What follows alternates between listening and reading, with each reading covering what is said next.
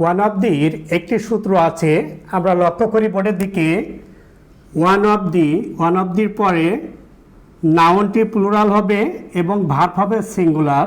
আমরা উদাহরণ লক্ষ্য করি, ওয়ান অফ দি বয় থেকে বয়েজ, অর্থাৎ নাউনটি প্লুরাল, আর ভার্ব আছে এখানে ইজ এবং আর আমরা জানি ইজ ভার্বটি সিঙ্গুলার ভার্ব, সে কারণে এখানে উত্তর হবে ইজ, অর্থাৎ one of the boys is absent.